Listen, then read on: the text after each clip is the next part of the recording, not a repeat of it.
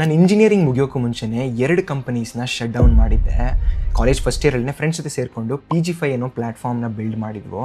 ಇದು ಬೇಸಿಕಲಿ ಸ್ಟೂಡೆಂಟ್ಸ್ಗೆ PGಸು, ಹಾಸ್ಟೆಲ್ಸ್ ಮತ್ತು ಮೆಸ್ಸಲ್ಲಿ ಸಬ್ಸ್ಕ್ರಿಪ್ಷನ್ ಬೇಸ್ಡ್ ಸೆಟಪ್ ಆಗಿತ್ತು. ಲಾಕ್ಡೌನ್ ಇರುವಾಗ ಡಿಮ್ಯಾಂಡ್ ಏನೋ ಇತ್ತು ಸ್ವಲ್ಪ, ಬಟ್ ಸೆಟಲ್ ಆದಮೇಲೆ ಮೈಸೂರು ಅಂತ ಸಿಟೀಲಿ ಈ ಥರದೊಂದು ಐಡಿಯಾ ವರ್ಕ್ ಆಗಲ್ಲ ಅಂತ ಗೊತ್ತಾಗಿ ಅಲ್ಲಿಗೆ ಸ್ಟಾಪ್ ಮಾಡಿದ್ವು. ಬಟ್ ಸುಮ್ಮನೆ ಕೂರಲಿಲ್ಲ. ನೆಕ್ಸ್ಟ್ ಮೋಟೋ ರೈಡ್ ಅಂತ ಬಿಲ್ಡ್ ಮಾಡಿದ್ವು. ಇದೊಂದು ಬೈಕ್ ರೆಂಟಲ್ ಪ್ಲ್ಯಾಟ್ಫಾರ್ಮ್ ಆಗಿತ್ತು. ನೀವೇನಾದರೂ ನಿಮ್ಮ ಬೈಕ್ನ ಸ್ವಲ್ಪ ದಿನ ಯೂಸ್ ಮಾಡ್ತಿಲ್ಲ ಅಂದರೆ ಬೇರೆಯವ್ರಿಗೆ ರೆಂಟ್ ಕೊಡೋ ಥರ. ಆ್ಯಂಡ್ ಇದ್ರ ಜೊತೆಗೆ ನಾವೇ ಸ್ವಲ್ಪ ಇನ್ ಹೌಸ್ ಬೈಕ್ನ ಕೂಡ ಪರ್ಚೇಸ್ ಮಾಡಿದ್ವು, ಅದನ್ನು ಕೂಡ ರೆಂಟಿಗೆ ಕೊಡ್ತಿದ್ವು. ಬಟ್ ಇಲ್ಲಿ ತುಂಬ ಗೌರ್ಮೆಂಟ್ ರೆಗ್ಯುಲೇಷನ್ಸ್ ಇದೆ which we had not considered in the start.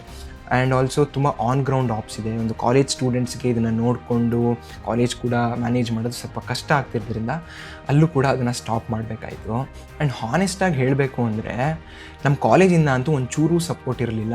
ಇವಾಗ ಬರ್ತಾ ಇರೋ ಎಷ್ಟೊಂದು ನ್ಯೂ ಏಜ್ BTech ಪ್ರೋಗ್ರಾಮ್ಸ್ ಏನಿದೆ ಅದರಲ್ಲಿ ತುಂಬ ಸ್ಟಾರ್ಟಪ್ಸಿಗೆ ಸಪೋರ್ಟ್ ಇದೆ. ಮೊನ್ನೆ ತಾನೇ NIT ವೆಬ್ಸೈಟ್ ನೋಡ್ತಿದ್ದೆ, ಇಲ್ಲಿ ಫಸ್ಟ್ ಆ್ಯಂಡ್ ಸೆಕೆಂಡ್ ಇಯರ್ ಸ್ಟೂಡೆಂಟ್ಸೇ ಆವಾಗಲೇ 2 crores ಜಾಸ್ತಿ ರೆವೆನ್ಯೂ ಮಾಡ್ತಿದ್ದಾರೆ. As A builder myself genuinely ತುಂಬ ಖುಷಿಯಾಗುತ್ತೆ.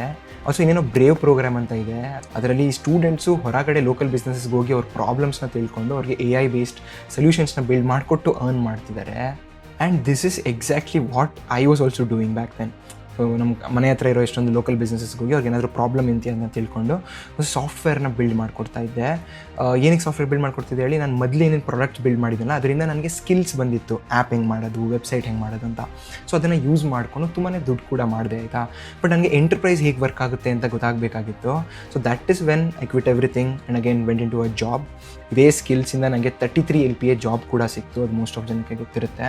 ಆ್ಯಂಡ್ 2 ವರ್ಷ ಆದಮೇಲೆ ಈ ಜಾಬ್ನೂ ಕೂಡ ಕ್ವಿಟ್ ಮಾಡಿ ಇವಾಗ ಹ್ಯಾಕ್ ಕಲ್ಚರ್ನ ಬಿಲ್ಡ್ ಮಾಡ್ತೀನಿ. And we are really doing great. ನನ್ನ ಪಾಸ್ಟ್ ಸ್ಟಾರ್ಟಪ್ಸಿಂದ ಏನೋ ಟೈಮು ಮತ್ತು ಎಫರ್ಟ್ ವೇಸ್ಟ್ ಆಗೋಯ್ತು ಅಂತ ಒಂದು ದಿನವೂ ಅನಿಸಿಲ್ಲ. PG5ಇಂದ ನಾನು ಟೈಮಿಂಗ್ನ ಕಲ್ತ್ಕೊಂಡೆ, ಮೋಟೋ ರೈಡಿಂದ ವ್ಯಾಲಿಡೇಷನ್ ಮಾಡಬೇಕು ಮತ್ತು ಆಪ್ಸ್ ಹೇಗಿರುತ್ತೆ ಅಂತ ಕಲ್ತ್ಕೊಂಡೆ. Hikifyಯಿಂದ ತುಂಬಾ ನೆಟ್ವರ್ಕ್ ಗ್ರೋ ಆಯಿತು, ಒಂದು ಪ್ರಾಸೆಸ್ ಹೇಗೆ ಫಾಲೋ ಮಾಡಬೇಕು ಅಂತ ತಿಳ್ಕೊಂಡೆ. ಹೇಳ್ತಾರಲ್ಲ, every failure is a stepping stone of success ಅಂತ. That is true in my story. ನನ್ನ ಸ್ಟೋರಿ ಹೇಗೆ ಅನಿಸ್ತು ಅಂತ ಅಥವಾ ನೀವೇನು ಬಿಲ್ಡ್ ಮಾಡ್ತಿದ್ದೀರಾ ಅಂತ ಕಮೆಂಟ್ ಮಾಡಿ. ಆ್ಯಂಡ್ NIT ಬಗ್ಗೆ ಮೋರ್ ಡೀಟೇಲ್ಸ್ ಬೇಕು ಅಂದರೆ ಲಿಂಕ್ನ ಕ್ಯಾಪ್ಷನ್ ಮತ್ತು ಬಯೋದಲ್ಲಿ ಹಾಕಿರ್ತೀನಿ, ಹೋಗಿ ಚೆಕ್ ಮಾಡಿ.